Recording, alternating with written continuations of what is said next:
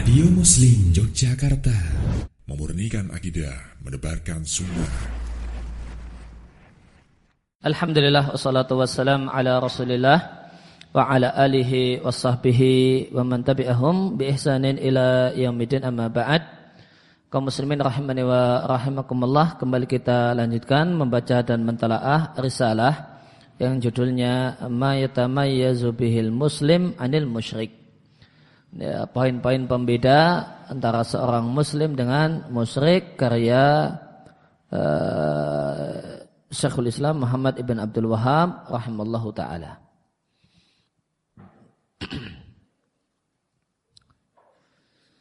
Ya, sebelum kita lanjutkan, kemarin ada satu kosakata yang kita lewati di halaman 43. Itu hadis tentang masalah khawarij. Kita ulangi hadisnya dari Abu Sa'id Al-Khudri radhiyallahu anhu. Beliau mengatakan, aku mendengar Rasulullah sallallahu alaihi wasallam bersabda, yakhruju fikum, akan muncul fikum di tengah-tengah kalian, qaumun, sekelompok orang. Ini kata para ulama, yang dimaksudkan adalah khawarij. Dan muncullah sebagaimana yang Nabi kabarkan, muncul di masa muncul eksis sebagai satu kelompok di masa Ali ibn Abi Thalib radhiyallahu anhu. Setelah dulunya mereka berada di barisan Ali, dan mereka adalah tergolong orang yang sangat berlebihan dalam ngefans dan cinta sama Ali. Kemudian mereka kecewa dengan Ali, karena Ali yang mau berdamai dengan Muawiyah di perang Siffin, maka mereka menjadi pembenci Ali yang luar biasa. Demikian bencinya sampai mengkafirkannya. Maka inilah bahaya berlebih-lebihan dalam cinta. Ketika seorang itu berlebih-lebihan dalam cinta dengan seorang manusia, maka tidak kaget ketika dia kecewa, maka dia akan berlebih-lebihan dalam benci. Tahkiruna salatakum ma'a salatihim, yang kalian para sahabat meremehkan salat kalian dibandingkan salat mereka, puasa kalian dibandingkan puasa mereka, bahkan amal kalian secara umum dibandingkan amal mereka. Maka menunjukkan bahasanya mereka adalah orang-orang yang ghulu, orang-orang yang berlebih-lebihan dalam masalah ibadah. Dan mereka adalah orang yang luar biasa dalam masalah ibadah. Namun ternyata luar biasa dalam ibadah itu tidak menjadi jaminan bebas dan selamat dari kesesatan. Mereka adalah orang yang luar biasa dalam masalah ibadah, dan ternyata Nabi katakan mereka adalah orang yang melesat keluar dari Islam. Maka ibadah yang luar biasa itu tidak menjadi jaminan lurusnya keyakinan. Mereka ibadahnya luar biasa, namun keyakinannya Ali kafir, Muawiyah kafir. Maka ibadah yang luar biasa itu tidak bisa menjadi jaminan benarnya dan lurusnya keyakinan. Di satu sisi mereka adalah orang yang luar biasa dalam ibadah, di sisi yang lain mereka luar biasa dalam rusaknya akidah dan keyakinan. Maka topnya seseorang dalam ibadah itu tidak menjadi jaminan kalau dia adalah seorang muslim yang memiliki akidah dan keyakinan yang lurus. Maka yang jadi tolak ukur adalah lurusnya akidah, bukan luar biasanya ibadah. Dan tentu orang itu luar biasa dalam masalah ibadah, sebagaimana kemarin telah kita baca, ketika mereka memiliki kuwatul iradah. Kuwatul iradah, keinginan yang kuat, keinginan untuk baca Al-Quran dalam jumlah yang banyak, keinginan untuk sholat dalam sholat yang lama berdirinya, keinginan untuk, ini semua butuh kuwatul iradah. Bisa tekun, bisa bersabar, Ini kuwatul iradah. Dan seorang yang memiliki kuwatul iradah, memiliki kelebihan yang Allah berikan padanya, kenikmatan dan kelebihan kuwatul iradah, itu tidak menjadi jaminan kalau dia adalah seorang yang lurus akidah. Yaqra'una al-Qur'ana, mereka adalah orang yang hobi membaca Al-Qur'an. Hobi membaca Al-Qur'an.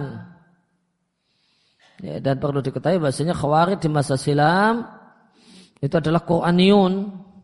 Mereka adalah orang-orang yang hanya mau menerima Al-Quran dan tutup mata dengan hadis-hadis Nabi Sallallahu Alaihi Wasallam. Oleh karena itu mereka menolak hukum rajam. Fikih Khawarij masa silam tidak ada hukum rajam untuk pezina, karena di Al-Quran tidak ada. Ya, fikih Khawarij di masa silam mereka pencuri dipotong tangannya, baik berapapun kadar pencuriannya, dan dipotongnya bukan hanya pergelangan tangan, namun sampai ketiak, karena tangan kata mereka ini sampai ketiak.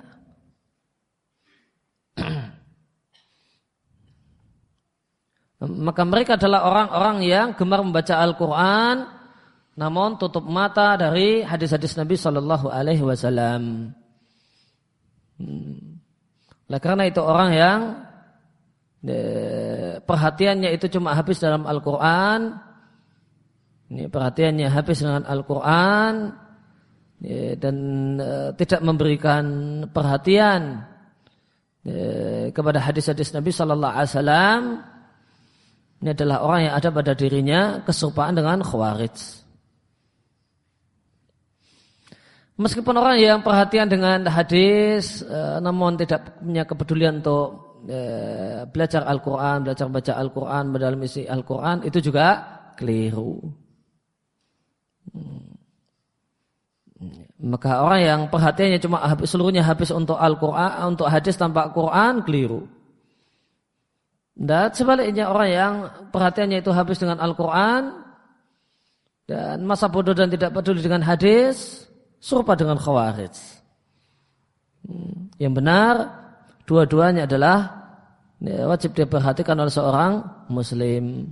Punya perhatian untuk baca Al-Quran, menghafal Al-Quran, tafsir Al-Quran, ulumul Quran, usul tafsir dan sebagainya. Namun juga ada perhatian dengan membaca hadis, mengkaji hadis, mentelaah hadis. Karena dua-duanya adalah pedoman hidup seorang Muslim. Pedoman hidup seorang Muslim yang jika seorang itu berpegang teguh dengannya, dia tidak akan tersesat, Quran dan Sunnah, tanpa dipisah-pisah. Maka dua-duanya diberi perhatian. La yajawizu hanajirahum. Al-Quran itu tidaklah melewati tenggorokan mereka, sehingga tidak turun ke hati mereka. Artinya mereka tidak faham dengan isi kandungannya, tidak merasuk ke dalam hati mereka. Mereka cuma sekedar perhatian dengan membaca dan peduli dengan membaca, namun tidak punya kepedulian dengan kepahaman, faham, mengerti dan memahaminya dengan baik.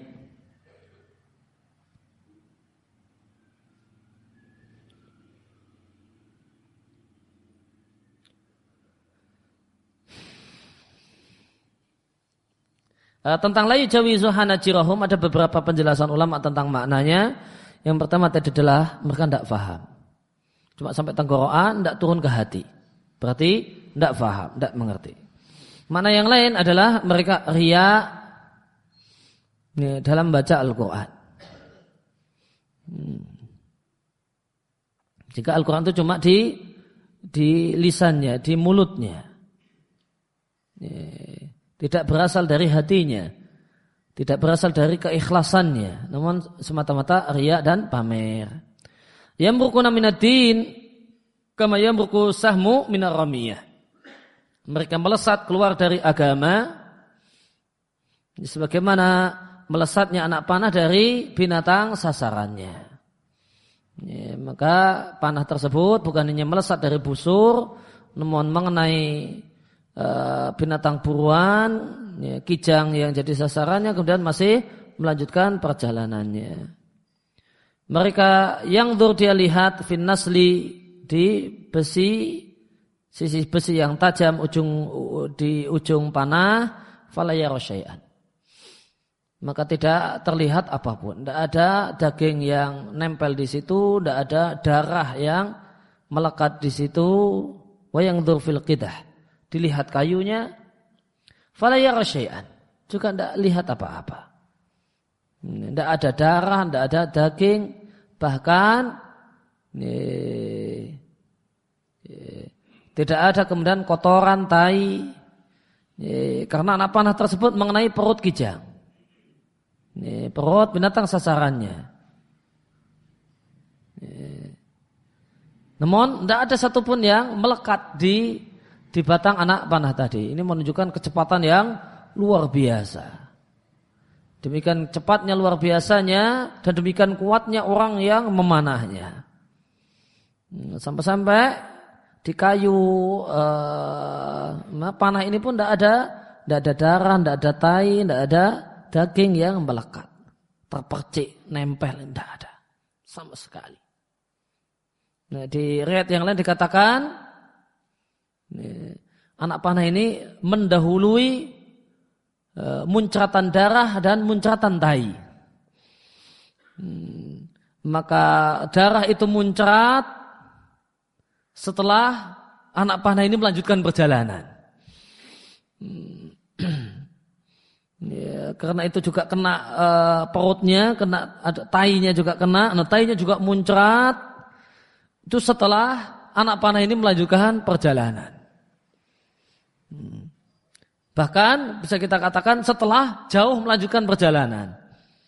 Coba kalau baru kemudian keluar sedikit, kemudian ada muncratan darah dan tai, pasti apa? Ada yang nempel. Ini muncrat.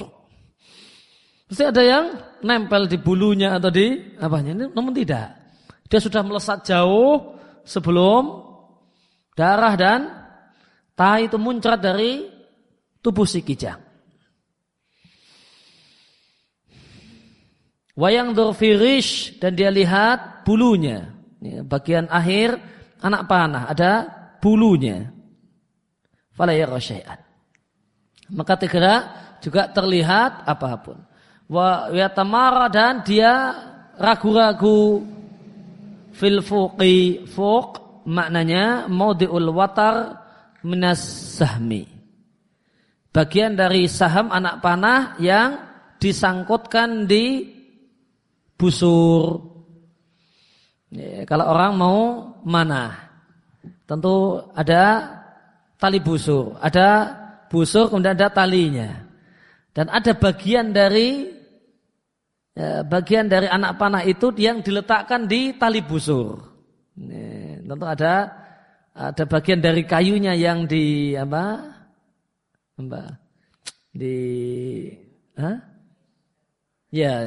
nanti untuk cantelan tali busur untuk kemudian ditarik. Ini kan ada bagian dari ini, yang ini boleh jadi cekungan, ya dipotong agak masuk ke dalam untuk jadi pengait. Ya, saat ditarik itu nanti dipaskan ketika mau dipanahkan. Fuk itu cekungannya.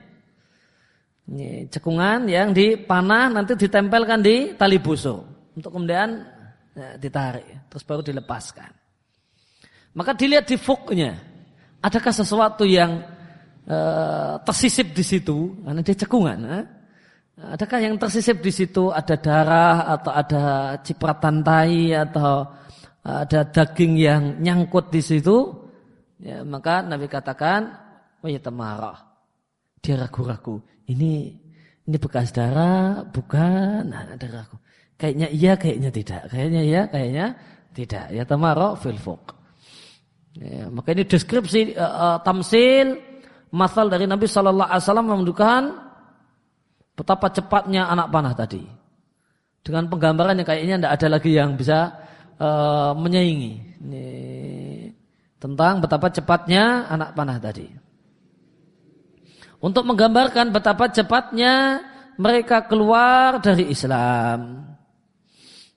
Oleh karena itu maka dari sini perlu diketahui dari yamruquna minad-din seterusnya sampai wa yatamarra fil fuq. Ini jadi dalil sebagian ulama yang mengkafirkan Khawarij.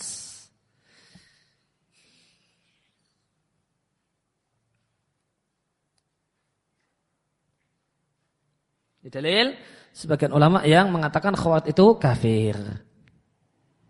Namun jumhur ulama mengatakan Khawarij itu tidak kafir.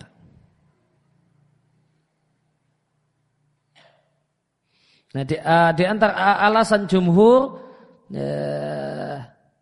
mereka mengatakan tentang keluar itu yatamarra fil fuq. Itu yang jadi dalilnya jumhur.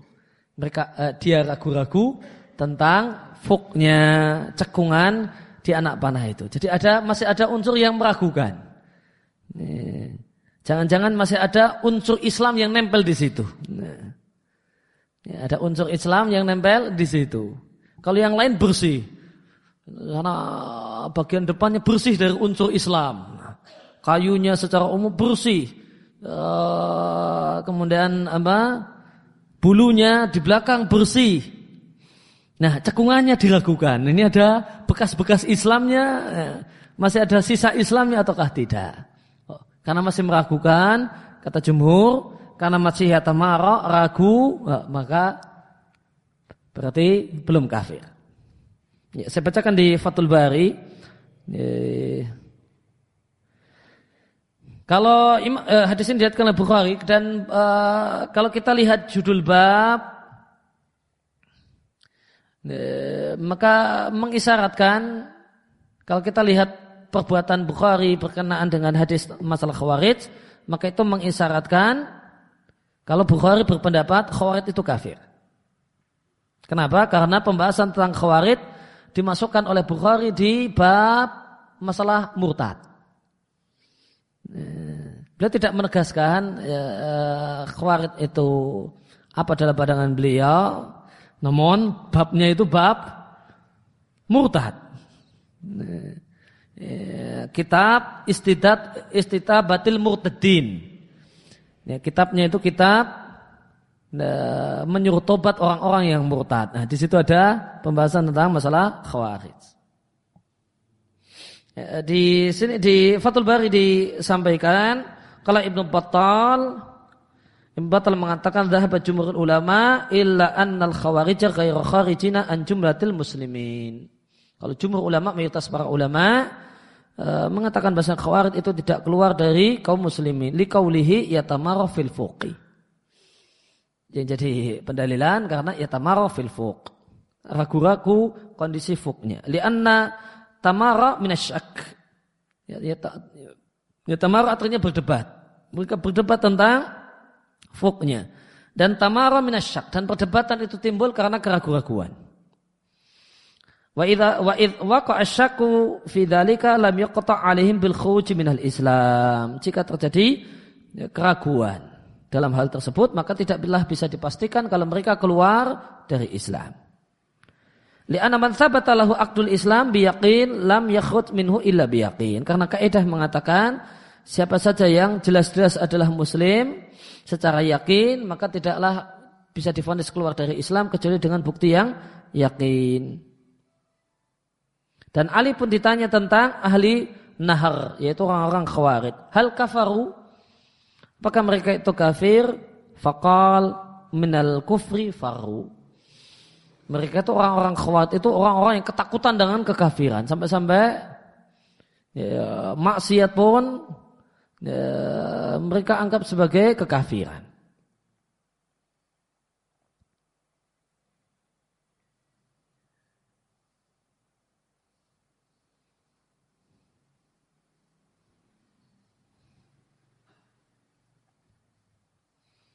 Ya, maka ringkasnya jumhur ulama mengatakan Khawarij tidak kafir.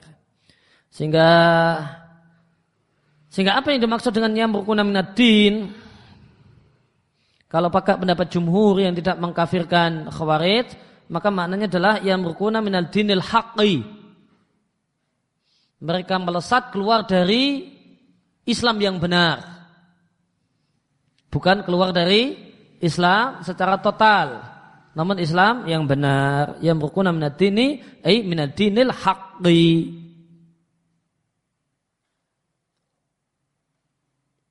Dan ini sebagaimana kita dan termasuk dan tidak kafirnya Khawarij ini kesepakatan para sahabat.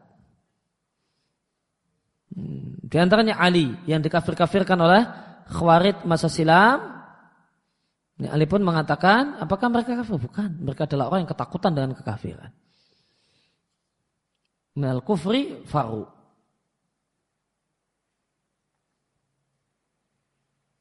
Nah, kemudian kita lanjutkan. Kemarin kita terakhir bahas tentang masalah tasydid, orang yang kemarin kita sampai pada hadis Anas radhiyallahu anhu, Rasulullah sallallahu alaihi wasallam mengatakan, halaman 53, la tusyaddidu ala anfusikum, janganlah kalian menyusahkan diri kalian sendiri. Fa yushaddidullahu alaikum, maka Allah Subhanahu wa taala akan menyusahkan kalian. Ini kemarin yang ikut, maka Allah akan menyusahkan kalian dengan berapa cara? Dengan berapa cara? 2 cara. Maka Allah Subhanahu wa taala akan menyusahkan kalian dengan 2 cara, dari jalur syariat dan dari jalur realita. Di antaranya dari jalur syariat, orang yang menyusahkan dirinya sendiri dengan nazar, maka Allah wajibkan dia untuk melaksanakan nazarnya jika nazar itu nazar taat. Man nadhara ayati Allaha falyuti'hu. Siapa yang nadar dan isi nadarnya taat, wajib baginya untuk taat. Dan tidak bisa diganti. Wa man nadhara ayati Allaha fala ya'sihi. Siapa yang nadar untuk maksiat, maka nadarnya tidak boleh dilaksanakan. Tapi kalau itu taat, maka harus dilaksanakan. Dan kemarin kita sampaikan, ketaatan ini tidak bisa diganti, harus dilaksanakan.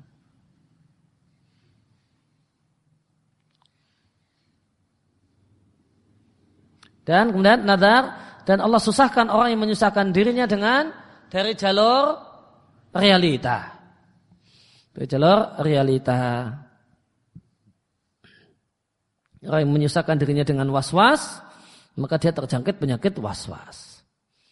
Yang tidak merasa cukup dengan syariat Allah Subhanahu wa taala dan dia was-was, dia ragu-ragu, maka Allah jadikan dia terkena penyakit ragu-ragu. Yang dengannya dia menyusahkan dirinya sendiri.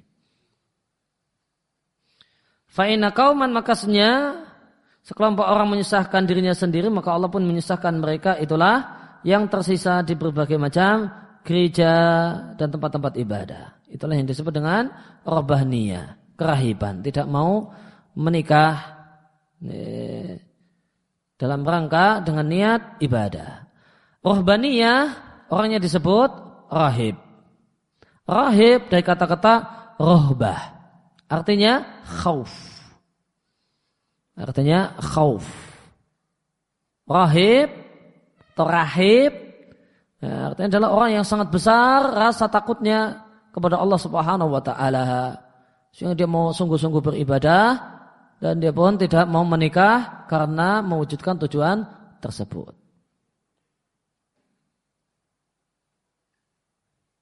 Ya, rohbaniyah nama lain tidak mau menikah karena tujuan ibadah itu disebut juga dengan tabattul. Ini tidak mau menikah karena tujuan untuk maksimal dalam beribadah, nama lainnya adalah tabattul. Dan Nabi sallallahu alaihi wasallam anit tabattul. Nabi sallallahu alaihi wasallam melarang tabattul. Ogah nikah karena ibadah. Nah, ini tabattul. Tapi kalau tidak menikah karena enggak laku-laku, nah itu babnya lain. Ya. Bukan tabattul. Nah, bukan tabattul. Ya karena enggak laku ya gimana? Ya gimana lagi enggak ada udah bolak-balik enggak diterima lamarannya. Nah, ini bukan tabattul tentunya ya. Nasib ya. Sudah mengajukan diri berkali-kali enggak ada yang terima jadi suami. Nah, ya. Ya, maka itu tentu bukan tabatul.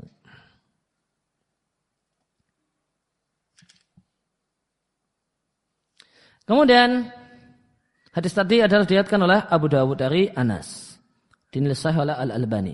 Dan dari Aisyah radhiallahu anha dari Nabi sallallahu alaihi wasallam, ya, Nabi mencela orang-orang yang tidak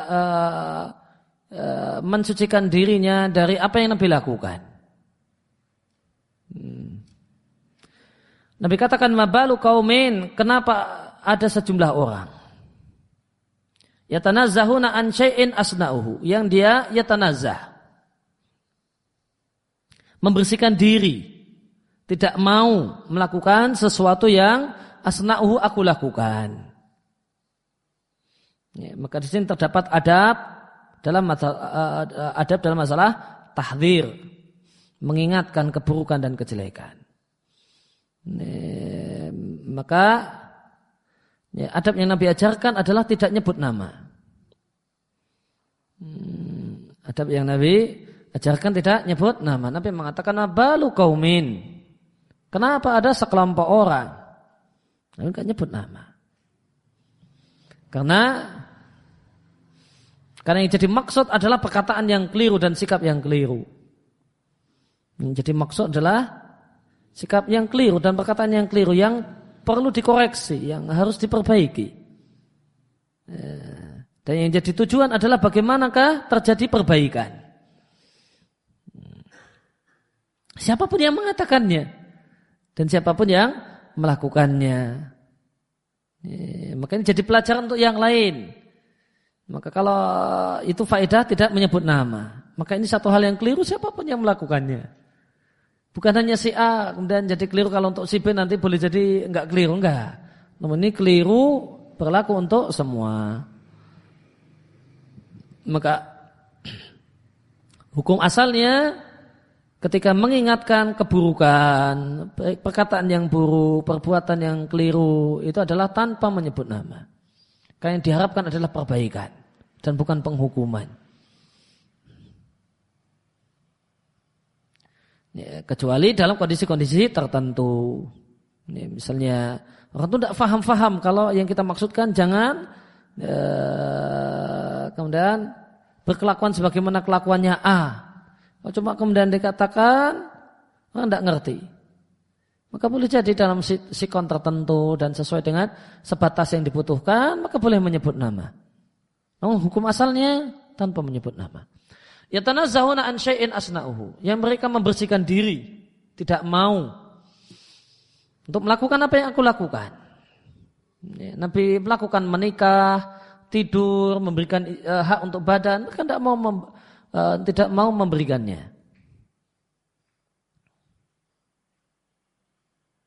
Fa wallahi, maka demi Allah, inni la'alamuhum, sungguh aku adalah orang yang paling berilmu di antara mereka, wa asyadduhum lillahi khasyatan, dan orang yang paling besar rasa takutnya kepada Allah. Diriwayatkan oleh Bukhari dari Aisyah. Hadis yang semisal dari Anas bin Malik. Ada 3 orang, salah satu rahtin, 3 orang datang ke rumah istri Rasulullah sallallahu alaihi wasallam. Mereka bertanya tentang ibadah Nabi sallallahu alaihi wasallam saat di rumah, saat dalam rumah. Ini hanya diketahui oleh para istrinya. Maka mereka bertanya pada istri Nabi. Falamma ukhbiru, setelah diceritakan kepada mereka bagaimanakah ibadah Nabi saat di rumah, ka'annahum taqaluha, seakan-akan mereka menganggap sedikit ibadah Nabi. Nabi itu ibadahnya sedikit, tidak banyak. Kalau mereka mengatakan, di mana kita dibandingkan dengan Nabi Sallallahu Alaihi Wasallam? Mereka mengatakan Nabi ibadahnya sedikit, wajar. Nabi kan manusia yang telah dapat jaminan ampunan. Kalau kita kan manusia penuh dosa. Tidak cocok, tidak pantas kalau ibadahnya cuma sedikit segitu. Tidak pantas, tidak cocok kalau ibadahnya cuma segitu, kurang banyak. Jangan anggap diri kita selevel dengan Nabi, kata mereka. Kurang lebih demikian. Nabi sudah level tinggi, makomnya sudah tinggi, ya ibadahnya dikit. Kita ini makom penuh dosa, masa ibadahnya sedikit?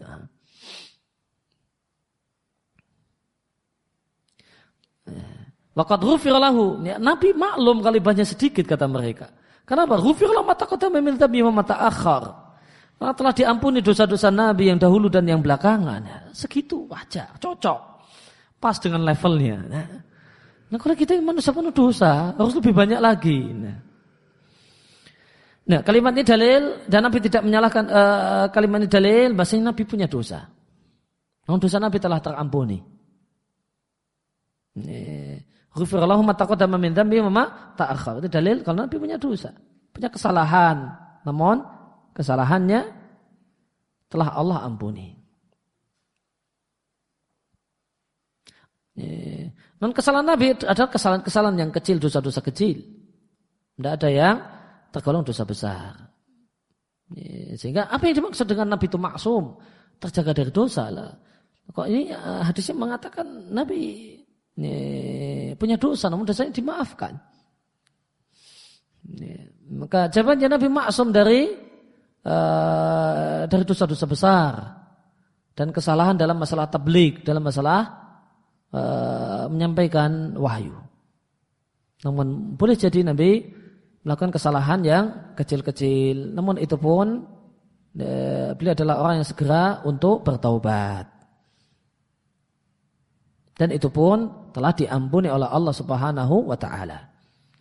Maka salah satunya mengatakan, saya akan sholat malam sepanjang malam, dan sepanjang malam aku tidak akan tidur. Orang yang kedua mengatakan, aku akan puasa setiap hari, dan tidak ada hari di mana aku tidak puasa. Yang ketiga mengatakan, aku akan menjadi perempuan dan tidak mau menikah. Di versi yang lain, di riwayat yang lain, aku tidak mau makan daging. Orang yang ketiga mengatakan, aku tidak mau makan daging.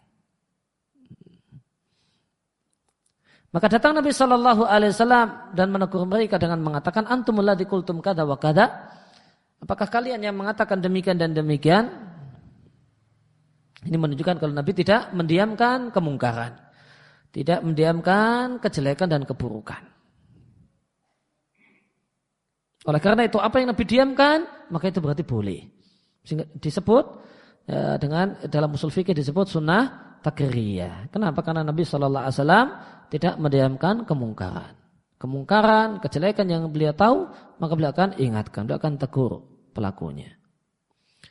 Amma wallahi demi Allah, sungguh aku adalah orang yang paling takut kepada kalian, orang yang paling takut di antara kalian kepada Allah dan yang paling bertakwa.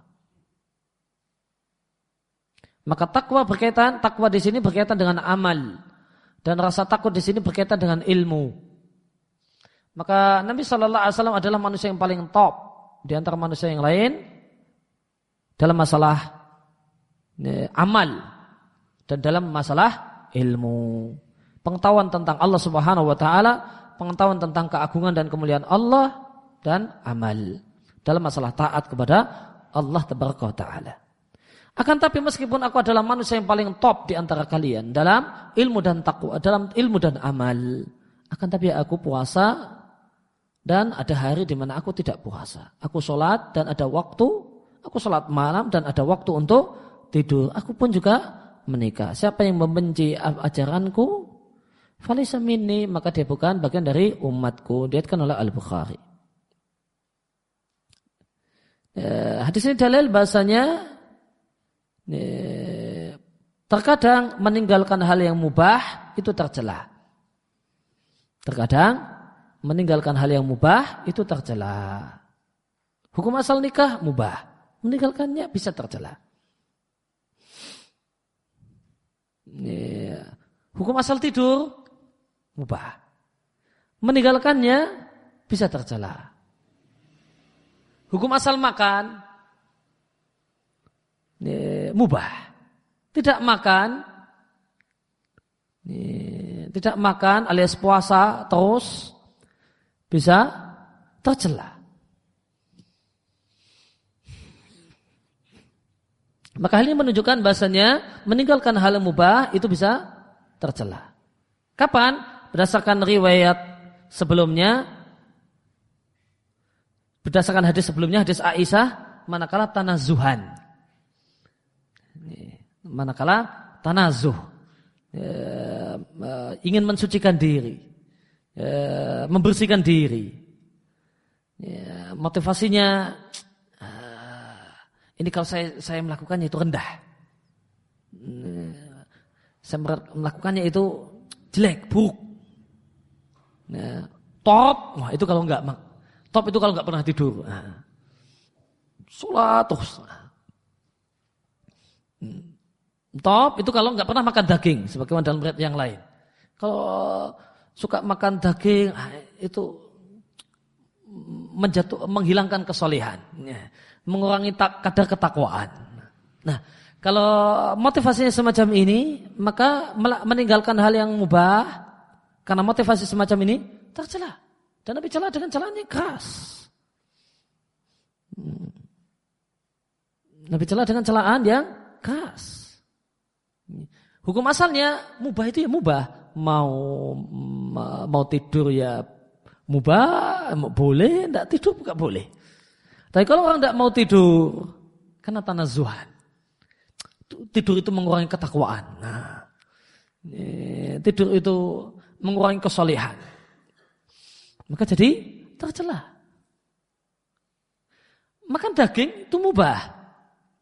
Makan daging itu mubah. Mau nggak makan daging, mau makan daging, ya terserah aja. Bosan setiap hari sudah ayam terus nggak mau ayam, ya boleh-boleh saja. Namun kalau ada i'tiqad, maka jadi tercela. Maka mubah itu mubah jika tanpa i'tiqad. Mubah itu mubah melakukannya dan meninggalkannya manakala tanpa i'tiqad. Tapi mubah itu jadi masalah jika diiringi dengan i'tiqad. Dan meninggalkan satu hal yang mubah karena i'tiqad. Orang yang takwa, orang yang soleh, wali Allah itu harus nggak makan daging, nggak pernah tidur. Nah, tanpa i'tiqad, jika diiringi dengan i'tiqad semacam ini jadi tercela. Bahkan Nabi mencelanya dengan celaan yang keras.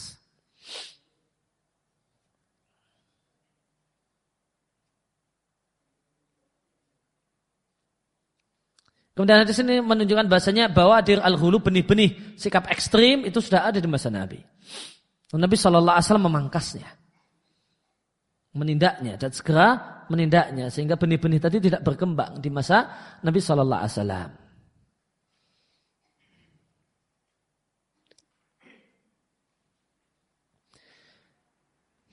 Kemudian Nabi SAW mengatakan, antum a'lamu bi umuri dunyakum fakhudhu bihi. Kalian adalah orang yang lebih mengerti tentang urusan dunia kalian. Maka silahkan kalian ambil, maka silahkan kalian lakukan berdasarkan ilmu kalian. Mana yang manfaat supaya panennya itu banyak, silahkan dilakukan. Hadis ini disalahgunakan oleh sebagian orang untuk kemudian menolak syariat yang berkaitan dengan urusan dunia. Sebagian orang menolak syariat dengan alasan antum a'lamu bi amri dunyakum. Kalian lebih tahu tentang urusan agama kalian, urusan dunia kalian. Mereka mengatakan makan dengan tangan kanan atau tangan kiri itu urusan dunia. Ya suka-suka saya pakai tangan kiri. Masalah pakaian itu urusan dunia. Mau saya pakai sutra atau saya mau pakai saya isbal atau yang lain. Ya suka-suka saya. Antum a'lamu bi amri dunyakum. Maka ini satu hal yang tidak benar. Menggunakan hadis ini dalam konteks semacam itu satu hal yang tidak benar. Kenapa? Karena Nabi katakan kalian lebih tahu tentang urusan dunia kalian. Nabi tidak mengatakan kalian lebih tahu tentang hukum urusan dunia kalian. Dan dua kalimat ini tentu berbeda. Lebih tahu tentang urusan dunia itu berbeda dengan lebih tahu tentang hukum urusan dunia. Yang Nabi katakan, kalian lebih tahu tentang urusan dunia. Gimana bikin baju yang cepat kemudian banyak, bikin mesin baju sehingga banyak, itu kalian lebih tahu. Gimana supaya pakaian itu halus, enak dipakai, itu urusan dunia. Itu urusan dunia kalian. Namun hukum urusan dunia, apakah sutra itu halal untuk dipakai laki-laki ataukah tidak? Nah, siapa yang lebih tahu? Nabi yang lebih tahu. Maka bedakan antara kalian lebih tahu tentang urusan dunia dengan kalian lebih tahu hukum urusan dunia. Makan urusan dunia. Gimana kemudian bikin resep yang bagus, makanan yang enak, yang cepat. Gimana kemudian tersaji makanan dengan cepat, piring bisa dilempar, macam-macam. Nah, itu urusan dunia kalian. Nabi kalian yang lebih tahu. Nih. Nabi lebih tahu. Namun apakah kemudian sate babi itu halal dimakan hukumnya? Nah, itu Nabi yang lebih tahu.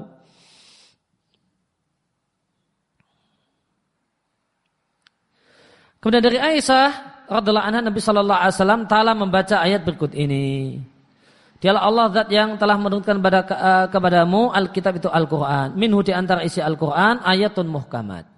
Ayat-ayat yang jelas maknanya. Huda umul kitab yang dia adalah induk dari Al-Quran. Induk itu artinya tempat rujukan. Maka ini mengisyaratkan bahasanya jenis ayat yang kedua yang tidak jelas maknanya itu harus dirujuk ke ayat-ayat yang jelas maknanya. Artinya ayat-ayat yang jelas maknanya itu kita jadikan sebagai kacamata untuk memandang, untuk mentelaah ayat-ayat yang tidak jelas maknanya. Wa ukharu mutasyabihat, dan yang lain adalah sejumlah ayat yang tidak atau kurang jelas maknanya.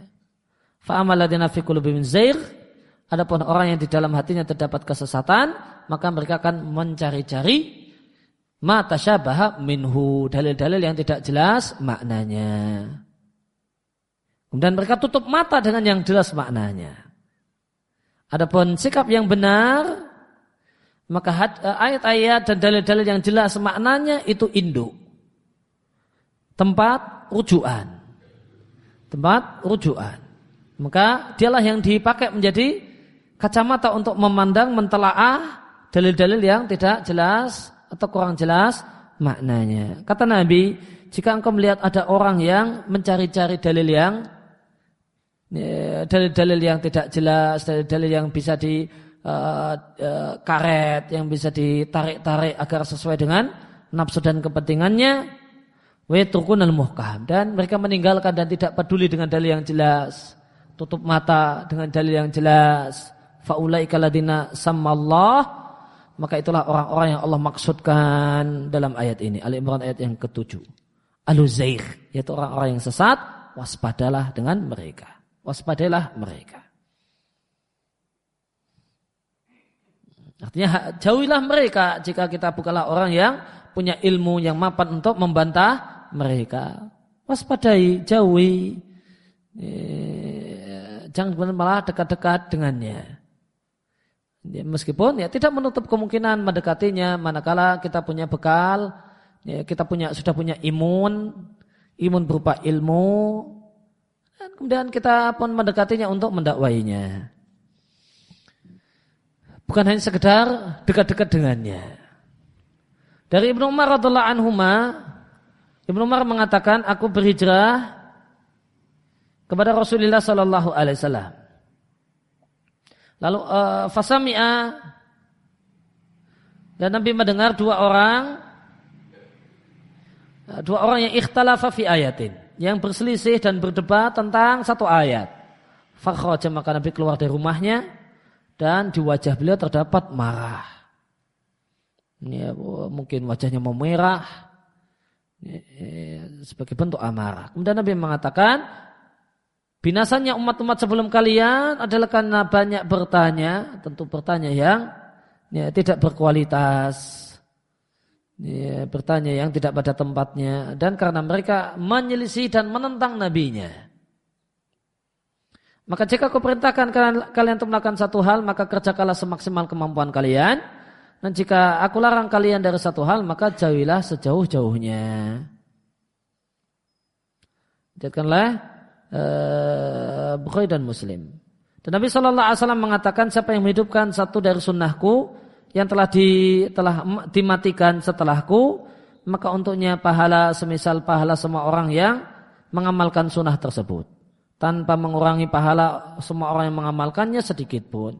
Namun siapa yang membuat bid'ah yang sesat, yang bid'ah tersebut tidaklah membuat senang dan ridhonya Allah dan Rasulnya, maka dia mendapatkan dosa semisal dosa orang-orang yang melakukannya tanpa mengurangi dosa-dosa mereka sedikit pun. Diriwayatkan oleh At-Tirmidzi, Ibnu Majah, dinilai dhaif oleh Al-Albani. Meskipun kita katakan maknanya benar. Maka siapa ketika ada sunnah Nabi yang ditinggalkan oleh banyak orang tidak mengenalnya. Ya, boleh jadi di satu kampung orang tidak kenal sujud tilawah. Boleh jadi. Ya kan? Sebagian kampung orang tidak kenal sujud tilawah. Lalu kemudian ada orang yang telah belajar Islam dengan baik kemudian mengajari mereka. Ya, di antara adab baca Quran sujud tilawah di ayat-ayat tertentu. Caranya begini. Ini sunnah Nabi, ajaran Nabi yang telah mati di kampung tersebut kemudian dia hidupkan. Gimana? Maka untuknya pahala semua orang yang mengamalkannya tanpa mengurangi pahala mereka sedikit pun. Sebaliknya siapa yang mengajak pada kejelekan, bid'ah misalnya, dan banyak penggemarnya, banyak orang yang menyukainya, maka untuknya dosa semua orang yang melakukannya, mengikutinya tanpa mengurangi dosa-dosa mereka sedikit pun. Bid'atan dolalatin la tudirullaha wa rasulahu, tidaklah membuat ridha Allah dan Rasulnya. Ini disebut wasfun kasyifun, ya, sifat yang sekedar membeberkan. Artinya kalimat ini tidaklah menunjukkan kalau bid'ah itu ada dua macam. Ya, ada bid'ah yang membuat Allah ridha dan ada bid'ah yang tidak membuat Allah ridha.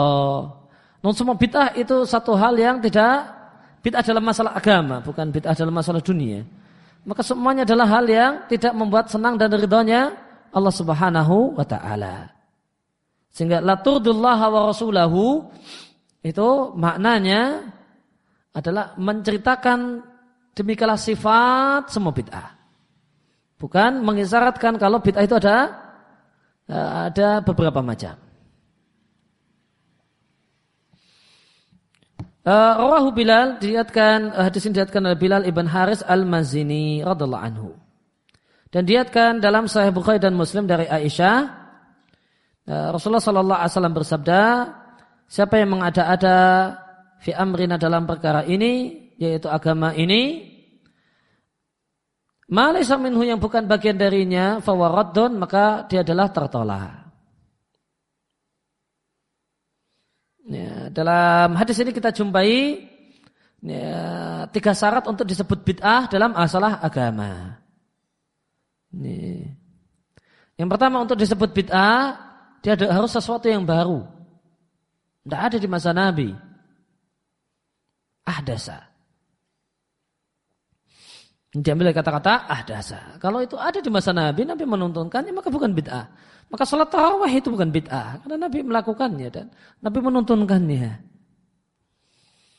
Kemudian yang kedua, untuk bid'ah, untuk tergolong bid'ah dalam masalah agama, ya, maka harus dalam agama. Fi amrina hadza. Kalau dalam masalah dunia, ada pesawat terbang, ada handphone, ada ini, maka itu bukan bid'ah yang dimaksudkan. Ini bid'ah dimaksudkan.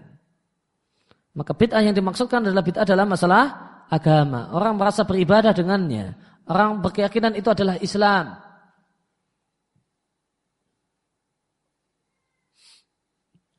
Kemudian yang ketiga, ma laysa minhu, padahal bukan bagian darinya. Artinya tidak ada dalil yang mendukungnya. Diyakini berpahala, diyakini itu Islam, namun tidak terdapat dalil yang menunjukkan kalau itu Islam. Kalau itu amal yang berpahala. Tidak ada dalil. Boleh jadi ada dalilnya, namun dalil yang tidak diterima, dalil yang tidak muktabar. Dalilnya apa? Hadis palsu. Dalilnya apa? Hadis dhaif. Maka ini dalil namun tidak teranggap dalil. Ya, kalau satu hal itu terpenuhi padanya tiga hal ini, maka itulah bid'ah yang tercela dalam agama. Dan itulah bid'ah yang Nabi maksudkan tadi, bid'atat dolalatin. La turdullaha wa rasulah. Diriwayatkan dari Umar bin Khattab radhiyallahu anhu, Rasulullah sallallahu alaihi wasallam berkata kepada Aisyah, sebenarnya orang-orang yang memecah belah agamanya dan mereka menjadi berkelompok-kelompok. Kata Nabi, ashabul bid'ah wal ahwa. Mereka itu adalah para pembela bid'ah. Mereka itulah ahli bid'ah wal ahwa. Yang mereka ini adalah orang yang menuruti hawa nafsunya.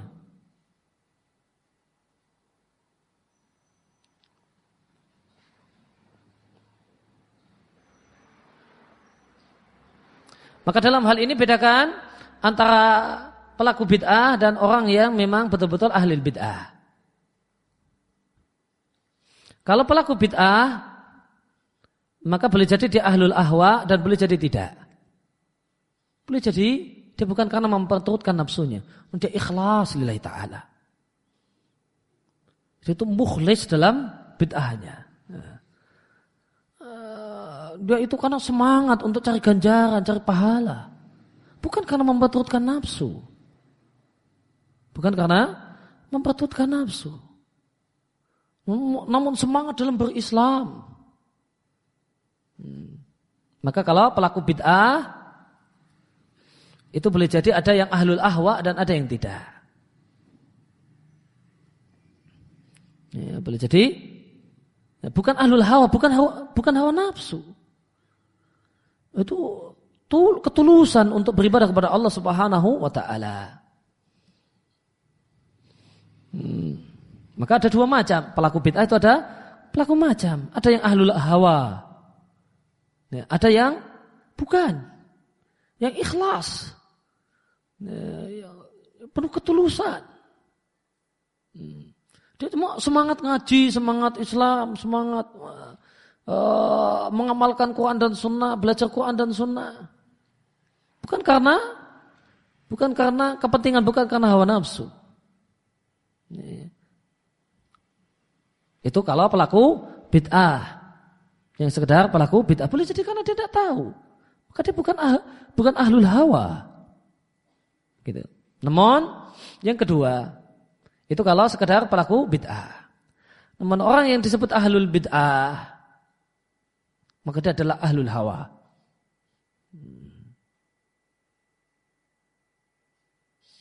Maka dia adalah ahlul hawa.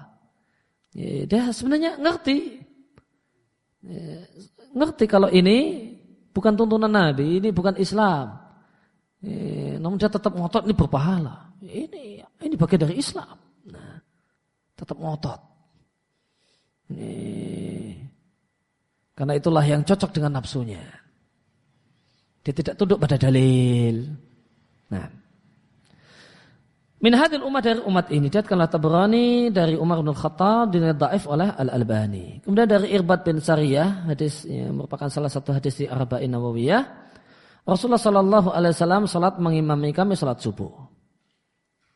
Fa wa'adana mau'idatan, maka kemudian Nabi memberikan nasihat. Ini dalil kultum setelah salat, ya. Fa wa'adana mau'idatan. Maka Nabi sallallahu alaihi wasallam memberikan nasihat kepada kami. Ya, nasihat yang demikian menyentuh, wajilat minhal qulub, hati itu merasa ketakutan karenanya. Wa dharifat minhal uyun, dan mata pun bertetesan air mata karenanya.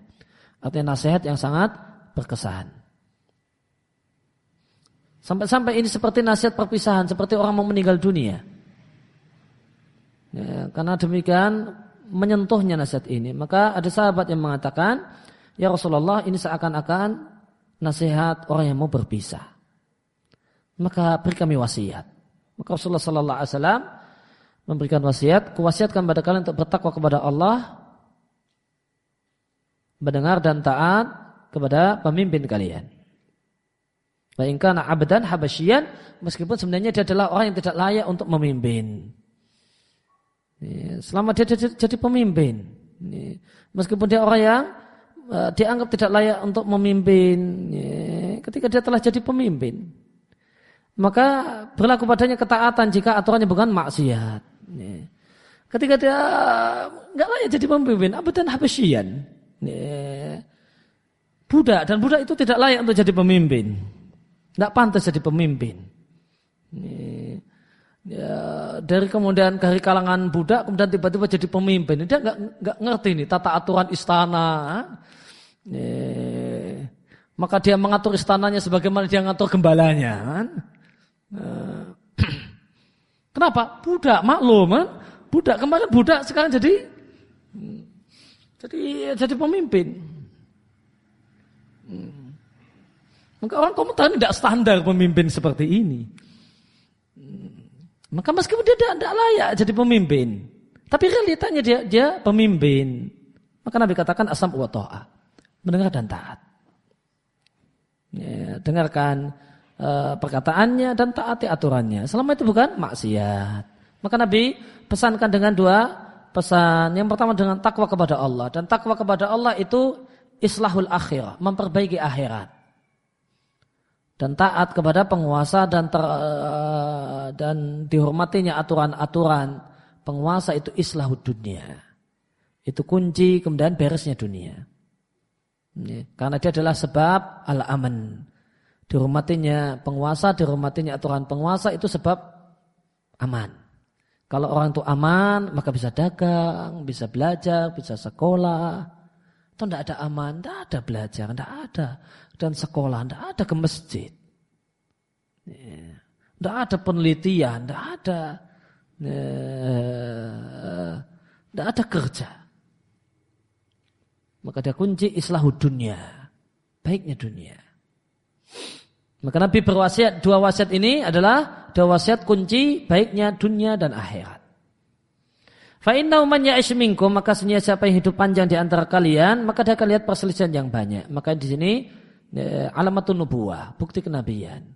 Sebagaimana Nabi mengkabarkan Khawarij, lalu muncullah Khawarij sebagaimana yang Nabi kabarkan. Bukti kalau itu Nabi katakan berdasarkan wahyu. Nabi mengatakan akan terjadi banyak perselisihan, keributan, dan terjadi sebagaimana yang Nabi kabarkan. Maka ini bukti kalau Nabi menyampaikan kalimat ini berdasarkan wahyu. Fa'alaikum bisunnati, maka apa solusi ketika terjadi perselisihan? Ya, maka solusinya adalah berpegang teguh dengan sunnah Nabi, dengan ajaran Nabi. Gimana kita mau berpegang teguh dengan sunnah Nabi kalau nggak ngaji? Kalau nggak ngaji, maka artinya ya ngaji, belajar ajaran Nabi, sehingga kita tahu dengan baik ajaran Nabi. Wa sunnatul khulafa ar-rasyidin, dan ajaran sunnah khulafa ar-rasyidin. Itu para sahabat Nabi. Yang mereka para penggantiku, mereka adalah rasyidin, orang-orang yang mengamalkan ilmu, mahdiyin, dan orang-orang yang berilmu. Mim ba'di, setelahku, itulah para sahabat. Maka jangan sibuk dengan perselisihan, mari sibuk dengan diri kita masing-masing. Sibuk dengan diri kita masing-masing. Apakah kita telah melaksanakan nasihat Nabi, berpegang teguh dengan sunnah Nabi? Dan jika orang itu mengaku berpegang teguh dengan sunnah Nabi namun tidak pernah ngaji sunnah Nabi, maka ini bohong. Berpegang teguh dengan sunnah Nabi artinya belajar ajaran Nabi, dan ajaran Nabi kita jumpai dalam hadis-hadis Nabi, belajar Arba'in Nawawiyah, belajar Riyadhus Shalihin, belajar Bulughul Maram. Dan ini tidak bisa didapatkan dengan pengajian tematik, ya. Dan nggak bisa didapatkan dengan pengajian tematik dan tabligh akbar, ya, tanpa bermaksud merendahkan manfaat itu semua. Tabligh akbar kemudian pengajian tematik itu yang didapatkan semangat. Ketemu ternyata temannya banyak, semangat. Kemudian menarik, kemudian semangat. Tapi kemudian apakah dengan itu kita bisa mengenal secara baik sunnah Nabi? Nah, yang kenal baik sunnah Nabi ya sabar belajar Arba'in, ya, sabar belajar Riyadhus Shalihin, kenal hadis-hadis Nabi, ya, sabar belajar Sahih Bukhari, Sahih Muslim, dan yang lainnya. Sunnatul khulafa ar-rasyidin dan sunnah para khulafa ar-rasyidin. Belajar athar dari para sahabat. Dan buku-buku yang penuh dengan athar dari para sahabat. Addu 'alaiha, setelah dipelajari, diketahui, addu 'alaiha, gigit, amalkan dengan penuh kesungguhan. Wa iyyakum wa muhdatsatil umur. Dan hati-hatilah dengan perkara-perkara yang diada-adakan. Karena setiap bid'ah adalah kesesatan. Setiap bid'ah itu satu hal yang tidak benar, satu hal yang keliru. Dan bid'ah itu sendiri bertingkat-tingkat. Oleh karena itu kekeliruan dan penyimpangan dalam bid'ah itu tidak satu level yang sama. Ada yang bid'ah itu menyebabkan kafir dan ada yang tidak.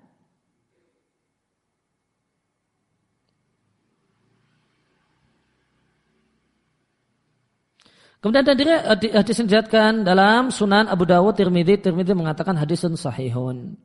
Dan diriwayatkan dari Abdullah bin Umar radhiyallahu anhuma, Rasulullah sallallahu alaihi wasallam bersabda, Bani Israel adalah nama lain dari Yakub. Maka Bani Israel artinya anak keturunan Israel. Israel itu maknanya dalam bahasa Arab Abdullah. Karena Isra itu maknanya abdun.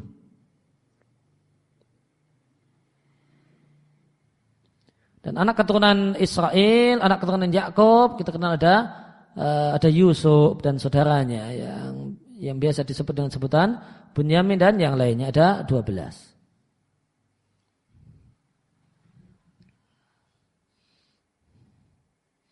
Dan Israel atau Yakub ini istrinya 2 dan 2 istrinya tersebut kakak beradik. Maka Yakub itu jam'un bainal ukhtain, menikahi 2 kakak beradik, dan itu boleh di syariat Yakub dan haram di syariat Muhammad sallallahu alaihi wasallam. Maka Bani Israel terpecah menjadi 72 millah, golongan. Namun golongan di sini disebut dengan millah untuk mengisyaratkan kalau perpecahannya bukan perpecahan karena duniawi. Bukan karena pilkada, bukan karena rebutan harta, namun karena agama. Dan umatnya akan terpecah menjadi 73 millatan, 73 kelompok. Dan kelompoknya disebut dengan millah ini karena ini perpecahan dalam masalah pemahaman. Perpecahan dalam masalah pemahaman terhadap Quran dan Sunnah. Bukan perpecahan karena rebutan wanita, karena rebutan harta, karena rebutan kekuasaan.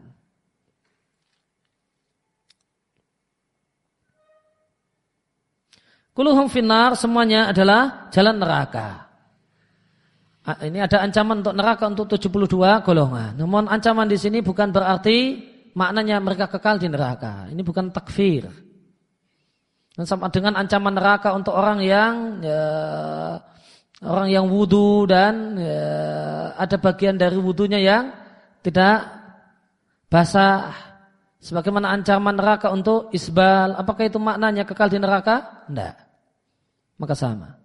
Karena Nabi masih mengatakan umat ini. Dan yang dimaksudkan adalah umat Islam. Maka mereka masih kaum muslimin. Namun jalan mereka jalan yang keliru. Jalan yang keliru. Jangan diikuti. Jangan diteladani. Jangan diperbanyak. Jangan diperbanyak. Namun bukan berarti maknanya mereka kafir. Ila wahidatan, kecuali satu. Itu ada satu jalan yang merupakan jalan surga. Nah itu yang diikuti. Dan lihat semangat para sahabat yang ditanya jalan surga. Bukan jalan yang sesat. Yang ditanyakan oleh para sahabat, manhum ya Rasulullah, siapa itu yang jalannya jalan surga? Yang ditanya tidak yang 72. Karena semangatnya semangat pingin selamat. Semangatnya pingin selamat. Gimana jalannya orang yang selamat? Maka yang jadi perhatian mereka adalah siapa mereka yang berada di jalan surga. Kemudian Nabi menjelaskan man amila bima ana alaihi wa ashabi, siapa yang berislam dengan model Islam yang telah dipraktekkan oleh aku dan para sahabatku. Maka siapa yang ingin selamat maka adalah dia belajar. Kata kuncinya belajar dulu. Berislam sebagaimana Nabi dan para sahabat berislam. Gimana itu caranya? Belajar. Cuma bukan hanya sekedar kuar-kuar. Belajar. Jika orang ingin berislam sebagaimana Nabi dan para sahabat berislam, belajar yang sungguh-sungguh. Belajar yang sungguh-sungguh, yang teratur. Kalau belajar cuma kadang-kadang, nunggu kalau ada takbir akbar, maka cita-citanya tidak khawatir nanti tidak terwujud. Ya. Maka butuh belajar yang serius untuk tahu bagaimanakah Nabi dan para sahabat berislam.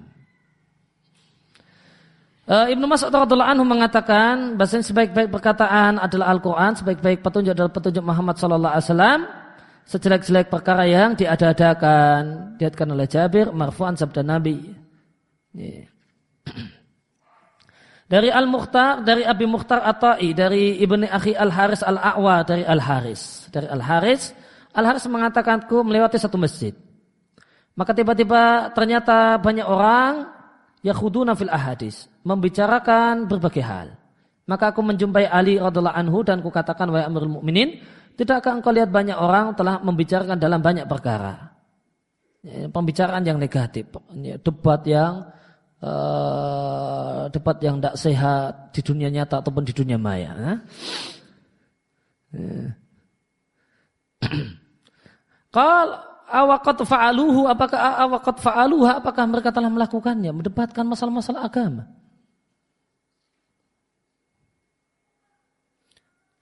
Qultu, kukatakan iya. Maka Ali mengatakan, aku mendengar Rasulullah sallallahu alaihi wasallam bersabda, sesungguhnya akan terjadi fitnah, yaitu sebab-sebab kesesatan. Famal makhad minha ya Rasulullah, apa jalan keluar darinya wahai Rasulullah, dari sebab-sebab kesesatan agar selamat dari kesesatan? Maka Nabi katakan, kitabullah Al-Quran. Fihi isi Al-Quran, berita umat sebelum kalian, berita umat setelah kalian, dan hukum yang adil di antara kalian. Dia adalah kata pemutus perselisihan, laisa bil hazl, bukan main-main. Siapa saja meninggalkan Al-Quran minat jabar, dari kalangan orang-orang yang sombong, Allah akan hancurkan. Tinggal tunggu waktunya. Yang jelas hancur akhiratnya, hancur dunianya, maka boleh jadi Allah hancurkan dunianya dan boleh jadi tidak. Seandainya Allah tidak hancurkan dunianya, maka Allah akan hancurkan kebahagiaan dunianya. Maka dia boleh jadi berlimpahan harta namun tidak bahagia. Siapa yang mencari petunjuk pada selainnya, selain Al-Quran, Allah akan menyesatkannya. Dia adalah tali Allah yang kokoh. Dia adalah adzikru al-hakim. Dia adalah peringatan yang penuh dengan bijaksana. Dia adalah jalan yang lurus. Dia adalah perkara yang tidak akan sesat karenanya al-ahwa nafsu. Nanti akan ada maknanya. Dan lidah pun tidak akan rancu dengannya. Nanti akan ada penjelasannya. Para ulama tidak akan pernah bosan membaca dan mengkajinya. La yakhlaqu ala kathratir raddi. Dia tidak usang karena banyak diulang-ulang. Dan akan tidak pernah habis keajaiban-keajaiban yang terkandung di dalamnya. Dia adalah satu hal yang lam tantahi al-jinnu, tidaklah jin berhenti menyimaknya ketika jin itu mendengarnya sampai mereka berkomentar. Inna sami'na Qur'anan ajaba. Sehingga kami mendengar Al-Quran yang menakjubkan. Yahdi ila rusdi, yang mengantarkan kepada petunjuk. Siapa yang berkata-kata berdasarkan Al-Quran, maka dia benar.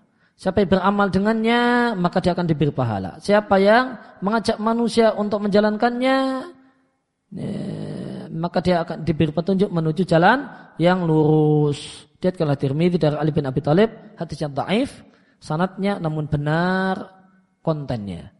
Semuanya benar, tidak ada yang keliru. Semuanya benar. Dia ada kitabullah, isinya adalah berita, kemudian ada isi, kemudian berita masa depan akan terjadi demikian dan demikian di akhir zaman. Ada hukum dan seterusnya, kontennya tidak ada yang salah. Maka dhaifnya satu riwayat tidak kemudian mesti kemudian berdampak salahnya kontennya. Hawa nafsu tidak akan sesat gara-gara Al-Quran. Artinya orang itu tidak akan menjadi mubtadi' sesat gara-gara membaca Al-Quran. Aliran sesat itu tidak muncul gara-gara mentelaah Al-Quran. Yang ada orang itu sesat yang namanya aliran sesat, mereka punya kaidah-kaidah akal yang dibuat-buat sendiri, kemudian dicari dalil pembenarnya, mereka cari legitimasinya dari Al-Quran. Tapi bukan karena rajin mentelaah Al-Quran kemudian jadi sesat, tidak ada. Mereka sesat dulu baru cari-cari dalil dari Al-Quran. Lidah tidak akan rancu dengannya, artinya Al-Quran itu tidaklah tercampur dengan yang lainnya, sehingga orang itu bihaisu yusbihu, sehingga ada sesuatu yang serupa dengan Al-Quran, sehingga ranculah mana hak dan mana batil, karena Allah Ta'ala menjamin untuk menjaganya. Sungguh kami akan menjaganya. Dan Nabi SAW mengatakan, sehingga agama ini berawal asing dan akan kembali asing sebagaimana awalnya. Maka tuba, maka beruntunglah lil ghurba, orang-orang yang asing. Apa pengertian orang-orang yang asing? Apakah orang yang nyeleneh, nyentrik, yang aneh-aneh? Tidak, ada definisinya. Alladzina yuslihuna ma afsada an-nasu. Orang yang memperbaiki. Berarti apa? Ada dakwah. Orang yang memperbaiki, ya, orang yang mengajak. Ma afsada an-nasu, memperbaiki apa yang dirusak oleh manusia. Min ba'di setelahku, min sunnati, dari sunnahku. Maka mereka adalah orang yang mengajak untuk menghidupkan ajaran Nabi Sallallahu Alaihi Wasallam. Dan tentu ini tidak ada ajakan kecuali diawali dari ilmu. Kalau mau mengajak, namun nggak ada ilmunya, apa yang mau diajak? Materi apa yang mau diajakkan? Materi apa yang mau didakwahkan? Maka mereka adalah orang yang mempelajari sunnah Nabi. Mereka mengetahui itu sunnah Nabi dan mereka kemudian melihat manusia ternyata meninggalkannya. Mereka berupaya untuk memperbaiki keadaan dengan mengajak manusia untuk kembali mengamalkannya. Kemudian di hadis yang lain, barang siapa yang berpegang teguh dengan sunnahku ketika rusaknya keadaan umatku, maka untuknya pahala 100 orang syahid. Diriwayatkan dari sahabat Abu Hurairah. Di catatan kaki dinisbatkan oleh Al-Aitsami di Majmu' Zawaid pada riwayat Tabrani, namun dengan redaksi untuknya pahala 1 orang syahid dari Ibnu Abbas.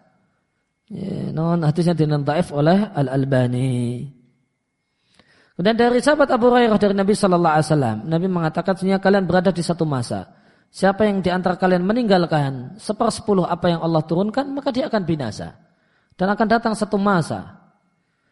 Siapa yang mengamalkan 1/10 apa yang Allah perintahkan, maka dia akan selamat. Diriwayatkan oleh Tirmidzi dan sahih oleh Al-Albani.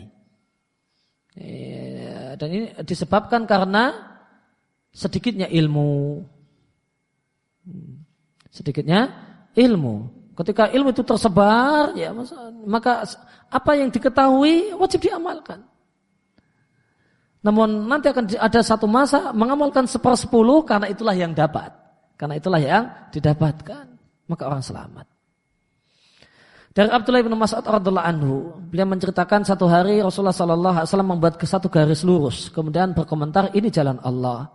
Dan Nabi membuat garis yang banyak, kecil-kecil di kanan dan kirinya, dan mengatakan ini adalah jalan-jalan yang menyesatkan. Di setiap jalan terdapat setan yang mengajak manusia untuk menitinya. Mengajak manusia. Setan di sini boleh jadi setan jin dan boleh jadi setan manusia. Yang mengajak manusia untuk meniti jalan-jalan yang menyimpang tersebut. Yang menyimpang dari jalan Allah yang lurus. Maka yang namanya ajaan, yang namanya dai itu tidak mesti mengajak pada kebaikan. Maka hadis ini menunjukkan bahasanya dai itu ada 2 macam. Ada yang mengajak pada kebaikan jalan Allah dan ada yang mengajak pada subul, jalan-jalan yang menyimpang. Kemudian Nabi membacakan ayat di surat Al-An'am tanpa ta'awud dan tanpa basmalah. Maka di dalil, dari sekian banyak dalil, kalau ayat dikutip dalam rangka untuk dalil, tidak dibuka dengan ta'awud dan basmalah, namun langsung dibaca ayatnya. Inilah jalanku yang lurus, kata Allah. Ikutilah jalan tersebut. Janganlah kalian mengikuti banyak jalan yang menyimpang, maka kalian akan terpecah dari jalan Allah. Itulah wasiat yang Allah berikan kepada kalian supaya kalian bertakwa. Kemudian diriwayatkan oleh Ahmad Hakim dari Ibnu Mas'ud, derajatnya hasan. Dari Abu Hurairah, Rasulullah Shallallahu Alaihi Wasallam bersabda, Al-Quran itu turun dengan 5 bentuk, 5 model. Halal, haram, ada ayat yang muhkam jelas maknanya, mutasyabih ada yang tidak jelas maknanya, wa amthal, dan ada ayat-ayat yang berisi tentang permisalan-permisalan, gambaran-gambaran. Maka terhadap ayat yang menegaskan halalnya ini dan itu, maka yakinilah halalnya. Ayat yang mengharamkan ini dan itu, maka haramkannya. Maka haramkanlah. Mengharamkan yang haram itu maknanya ada 2. Mencakup 2 hal. Meyakini itu haram, kemudian yang kedua, menjauhinya. Menghalalkan yang halal maknanya satu, meyakini kalau itu halal. Namun satu hal yang halal dalam artian mubah boleh, tidak harus dilakukan. Halalnya roti, nah, itu apa harus makan roti? Rotinya mahal, saya nggak kuat beli, ya tidak harus. Namun yakini roti itu halal. Yakini itu roti itu halal. Makan roti, ya. Kalau kenyang nggak perlu, nah, nggak punya duit nggak apa-apa, nah.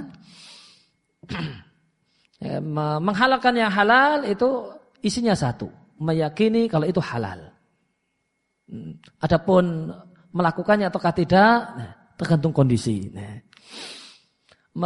Mengharamkan yang haram itu maknanya 2, meyakini itu haram, kemudian yang kedua adalah meninggalkannya, menjauhinya. Amalkanlah ayat-ayat yang muhkam dan imanilah ayat-ayat yang tidak jelas maknanya, wa'tabir bil amthal, dan ambillah pelajaran dari permisalan-permisalan yang diberikan. Dilihatkan oleh Baihaqi dalam Syu'abul Iman, Al-Albani mengatakan dhaif jiddan. Meskipun maknanya benar, isi ayat Quran, ada ayat yang muhkam, ada ayat menjelaskan tentang halalnya ini dan itu, ada yang ayat yang mengharamkan ini dan itu. Dari Ibnu Abbas radhiyallahu anhuma, Rasulullah sallallahu alaihi wasallam bersabda, perkara itu ada 3 macam. Ada perkara yang jelas sesatnya, jelas terlarang, jauhi.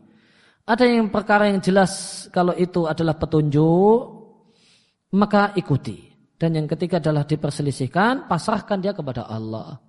Ada ayat yang mutasyabih, yang tidak jelas, maka imani. Serahkan kepada Allah subhanahu wa ta'ala. Diriwayatkan oleh Tabarani dari Ibnu Abbas, hadisnya dhaif oleh Al-Albani.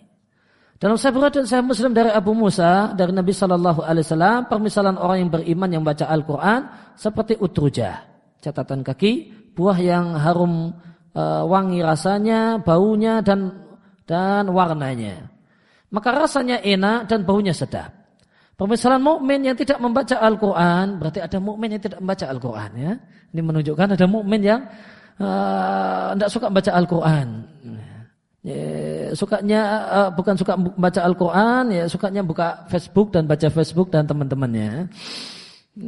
Kalau masalah tamrah, maka yang hobi dengan HP-nya dan ini namun tidak hobi dengan Qurannya, itu seperti kurma. Ta'muha thayyib, rasanya enak namun tidak ada baunya. Dan permisalan orang yang munafik membaca Al-Quran ini menunjukkan bahasanya tidak semua orang yang baca Al-Quran itu orang yang beriman. Tidak semua orang yang berdalil dengan Al-Quran itu orang yang beriman.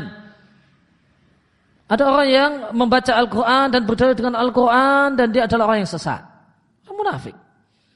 Maka dia seperti raihanah, satu tumbuhan yang baunya wangi namun rasanya pahit. Dan orang munafik yang tidak membaca Al-Quran seperti Hamdalah, rasanya pahit dan tidak ada baunya. Dia kena Bukhari dan Muslim. Fabayana, maka Nabi jelaskan bahasanya di antara orang-orang yang baca Al-Quran dari mukmin ada yang munafik. Maka jika kebahagiaan orang yang terdahulu dan belakangan adalah mengikuti para rasul, maka satu hal yang maklum bahasanya manusia yang paling berhak untuk mendapatkan kebahagiaan adalah orang yang paling mengetahui jejak dan ajaran para rasul dan paling semangat mengikutinya. Maka orang-orang yang mengetahui perkataan Rasul dan perbuatannya dan mengikutinya, merekalah orang yang berbahagia di setiap zaman dan tempat. Merekalah kelompok orang-orang yang selamat di setiap agama, di setiap ajaran para Rasul. Mereka itulah ahli sunnah dan ahli hadis dari umat Muhammad sallallahu alaihi wasallam. Dan Rasul kewajiban mereka menyampaikan wahyu sejelas-jelasnya dan mereka telah menjelaskan sejelas-jelasnya. Dan penutup para Rasul Muhammad sallallahu alaihi wasallam, Allah turunkan padanya kitab yang membenarkan kitab-kitab sebelumnya, membenarkan adanya Taurat dan Injil, yang diturunkan kepada Musa dan Isa. Wa muhaiminan alaihi, dan hakim atas kitab-kitab sebelumnya. Mana yang ini masih otentik dan yang tidak, ayat ini masih otentik dan tidak, itu hakimnya adalah Al-Quran. Selaras dengan Al-Quran, maka bisa kita katakan ini kontennya otentik. Apakah redaksinya otentik? Wallahu a'lam. Kontennya otentik. Tapi redaksinya otentik, wallahu a'lam. Boleh jadi mereka telah ubah, dibahasakan dengan bahasa yang lain, oleh rahib-rahibnya, mungkin. Maka kita katakan yang sesuai dengan Al-Quran, sesuai dengan isi Al-Quran, maka kontennya benar. Kontennya itu benar. Redaksinya benar, wallahu a'lam. Siapa yang kemudian bagian dari kitab-kitab terdahulu yang tidak sesuai dengan isi Al-Quran, maka konten dan redaksinya tidak benar. Fawal muhaimin ala jamil kutub, maka dia adalah hakim atas semua kitab-kitab terdahulu. Dan Nabi telah menjelaskan abyana balaghin, penyampaian yang sejelas-jelasnya, yang paling sempurna dan sempurna. Dan Nabi adalah manusia yang paling menginginkan kebaikan untuk orang lain. Dan beliau adalah seorang yang sangat penyayang dan penyayang dengan orang-orang yang beriman. Balagha risalah, beliau telah menyampaikan risalah yang Allah wajibkan. Beliau telah menunaikan amanah, berjihad di jalan Allah dengan sebenar-benar jihad, menyembah Allah sampai datang kepadanya al-yaqin, sampai datangnya kematian. Maka Nabi itu beribadah kepada Allah sampai mati. Maka ini bukti bahasanya tidak ada manusia yang bebas dari ikatan hukum halal dan haram, ikatan syariat. Karena sudah makomnya sudah tinggi jadi wali, maka tidak wajib sholat. Tidak. Ya, Nabi itu sholat, beribadah kepada Allah sampai mati. Maka manusia yang paling berbahagia, yang paling besar nikmatnya, yang paling tinggi derajatnya adalah yang paling besar ittiba'nya kepada Nabi. Dan yang mencocoki Nabi dari sisi ilmu dan amal. Ilmu artinya akidah. Amal artinya amal lahiriah. Wallahu a'lam. Ya. Maka ringkasnya ada 4 hal yang ada 4 poin yang beliau katakan pembeda antara muslim dan musyrik. Yang pertama adalah seorang muslim keyakinannya beda. Hidup ini ada tujuannya. Bukan hanya sekedar suka-suka, sekedar main-main. Namun ada tujuan hidup. Kemudian mereka akan jadi orang yang menyembah Allah Subhanahu wa taala semata. Maka orang musyrik menyembah Allah dan menyembah selain Allah Subhanahu wa taala. Dan yang ketiga, mereka berkeyakinan, orang yang beriman, muslim berkeyakinan kalau kemusyrikan itu membatalkan ibadah, maka mereka adalah orang yang anti dengan kemusyrikan.